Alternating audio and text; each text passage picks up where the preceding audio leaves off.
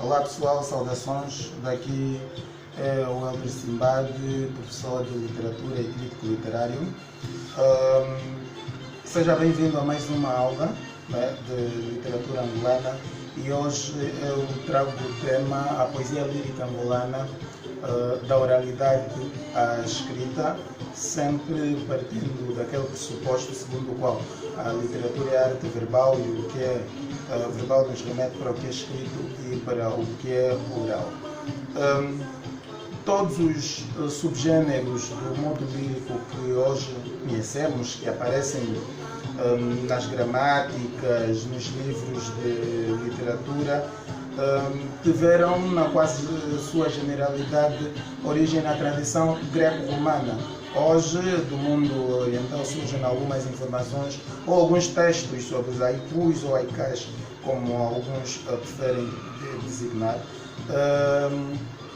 No entanto, é importante que se saiba que não são estas todas as formas possíveis. Os sonetos, as baladas, os vilancetes, a própria poesia livre, a poesia moderna, com ramificações de Baudelaire e Walt Whitman, não são as únicas formas de se produzir poesia. Todos os povos, na verdade, produziram manifestações líricas específicas, que são conhecidas vulgarmente como poesias tradicionais ou populares. Quero desculpar esse barulho aí ao lado. Essas poesias inscrevem-se geralmente sobre o signo da oralidade e concretizam-se fundamentalmente via das manifestações musicais. Refiro-me à poesia africana antes dessa transposição da oralidade para o sistema gramático. Ok. Todas as normas estilísticas literárias nasceram da mera necessidade de se elitizar a arte. A literatura tradicional angolana, aqui no nosso caso, em razão dos diferentes grupos étnicos e linguísticos que povoam essa parcela territorial, é constituída por um sistema polifônico, cuja concretização vai se processar por via da música, provérbios, adágios, jogos, adivinhas. E apesar dessas manifestações terem nascidas na oralidade dos povos que desconheciam, obviamente, o sistema gramático, vêm os seus ritmos a serem adaptados por grandes poetas angolanos, tais como Antônio Jacinto, Viriato da Cruz, Rui Duarte de Carvalho, David Mestre, Ana Paula Tavares, Lupito Feijó, David Capelenguela, Zé Gonçalves e, mais recentemente, uma das grandes revelações da nova literatura angolana, Job Cipital, um jovem poeta de Benguela, autor deste livro, Raízes Cantam, que, assim rapidamente como sugestão de leitura, vai para vocês. A arte literária é também um processo de consciencialização e reivindicação cultural. Em nosso modesto entender, em razão de uma certa aceitação das normas estilísticas ocidentais, a grande poesia africana será inequivocamente aquela que resulta de uma atitude filosófico-criativa que apresenta o texto literário como um produto sincrético face ao contexto global. Mas eu quero dizer que esta é uma visão meramente ideológica, né? Os poetas são livres, nós vivemos numa sociedade global. Há quem prefira ser aquele mais universal, mas aqui, em jeito de ideologia, não é uma sentença. A grande poesia africana é inequivocamente aquela que apresenta o texto literário como um produto sincrético, né? Tem ramificações quer na oralidade, quer nessa poesia contemporânea, com ramificações em Baudelaire e Walt Whitman. Os textos escrevem-se em línguas europeias, infelizmente, encerrando, no entanto, na maior parte dos casos, uma dimensão antropológica que nos leva a situá-los em determinado contexto espaço-temporal. A poesia lírica angolana resulta de múltiplos processos. Há uma poesia com um tom mais universal, e aqui residem poetas como Antônio Gonçalves, Cristóvão Neto, João Tala, Pombal Maria, Noco Nogueira, dentre vários poetas, o próprio José Luís Mendonça, que vai ser na verdade a transição entre essa poesia mais universal e essa poesia com características mais particulares, onde vamos situar Lupito Feijó, Paula Tavares, Rui Duarte Carvalho, David Capelenguela, estamos a dizer assim de forma aleatória, e vamos dizer agora Antônio Jacinto Viriato da Cruz, seriam esses os primeiros nomes, né? E depois Rui Duarte Carvalho. Essa poesia mais particular facilmente nos permite situar o autor no espaço cultural angolano. Eu não sou movido pelo aquele princípio da angolanidade literária que afasta escritores, aquele princípio rígido de angolanidade literária que afastam escritores, bons escritores do nosso sistema literário, como é o caso do Água Lusa. Eu não sou defensor disto, né? Mas há uma poesia que facilmente mais nos diz que esse poeta deve ser situado ou localizado no espaço antropológico-cultural angolano. E é isso. Essa poesia mais particular resulta do cruzamento entre a oratura africana e a literatura ocidental. E por força das suas especificidades, vai conhecer designações tal como antropoesia, ou o verso informado pela sensibilidade etnográfica, na visão do estudioso Renato Rosaldo, e vai conhecer também a designação de etnopoesia, e aqui a visão de Rothenberg, provavelmente alemão, infelizmente não investiguei bem a nacionalidade do autor, ou escapa-me nesse momento.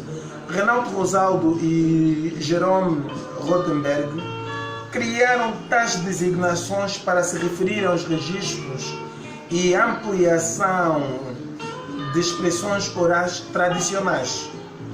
Essa transposição. E aqui também podemos convocar Jorge Macedo, que usava, teórico angolano, que usava a expressão literatura escrita de motivação oral. Parece-nos pouco claro quando se relaciona etnopoesia e antropoesia como sinônimas, como expressões sinônimas.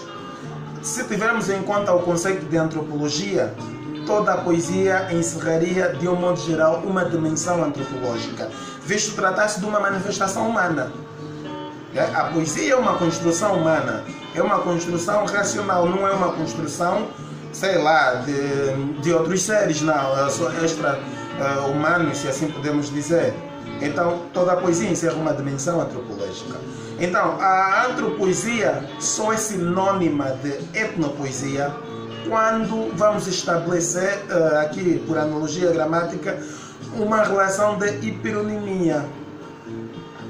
Etnopoesia é o registro gráfico da tradução da poesia oral. Repito, a etnopoesia é o registro gráfico da tradução da poesia oral, que geralmente é extraída das músicas, dos provérbios, das próprias histórias até mesmo. Eu já disse, a nossa literatura, a nossa poesia encontra-se enraizada na música tradicional, ok? Dos nossos povos, dos diferentes grupos étnicos que habitam o nosso país. Ok. A antropoesia também incorpora provérbios e incorpora ainda outros gêneros da tradição oral nas formas poéticas contemporâneas. Repito, etnopoesia, tradução. Antropoesia, incorporação. A etnopoesia geralmente vai se processar por via do bilinguismo, ao passo que a antropoesia encerra situações geralmente de diglossias. Bilinguismo, tu tens o texto oral dito numa língua banto, né, numa língua nacional de origem africana, e tens a diglossia, né, que é um exercício muito usado na nossa literatura e começa logo com a geração de 50, aquela que começa no declinar da década de 1948 e continua até a década de 50. Ok. A antropoesia encerra, conforme já dissemos, situações de diglossia. Outro sim seria também a antropologia, é na verdade uma ciência mais geral que a etnografia. Logo, essa ideia de serem sinônimas aqui não cabe. Né? A antropologia é uma ciência mais geral e envolve a própria etnografia. A etnografia é mais restrita e estuda descritivamente o homem inserido numa situação humana particular, a qual vamos designar por grupo étnico linguístico. A antropologia é a ciência que estuda o homem nos seus mais variados aspectos, dentre os quais destacamos o cultural. Cá entre nós, as obras Rito de Passagem, de Paula Tavares, Coração Telúrico, de Lupito Feijó, pelas especificidades e generalidades que apresentam, são os melhores exemplos de antropoesia. Ao passo que a obra Rio Sem Margem, de Zé Cunha Gonçalves, 8 a dividir por 2 é igual a 24, de David Capelenguela, são amostras claras de etnopoesias.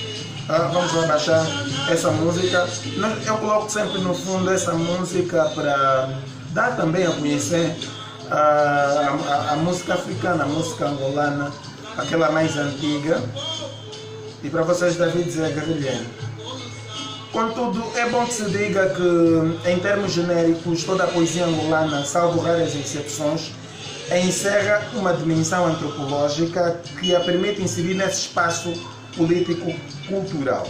Todavia, é bom que se diga que esse segmento literário, constituído pela antropoesia e etnopoesia, resulta de dois processos: recriação e transladação ou adaptação. A partida, toda a arte é uma recriação. O que os poetas fazem é recriar o facto literário a partir dos diferentes materiais etnolinguísticos. Transladação ou adaptação no sentido em que já existe um texto A, que é oral, material linguístico da língua de partida, que é posteriormente transladado para determinada língua do sistema semiótico grafimático, com menor ou maior grau de manipulação. No primeiro caso, referimos-nos à antropoesia e no segundo, à etnopoesia. E aqui está sempre implícita a tradução que vai pecando sempre, que é sempre infiel, não vamos chamar de pecado, vai depender da destreza do próprio tradutor. É também importante distinguir a poesia stricto sensu, né, da poesia antropológica, porque quase todas as manifestações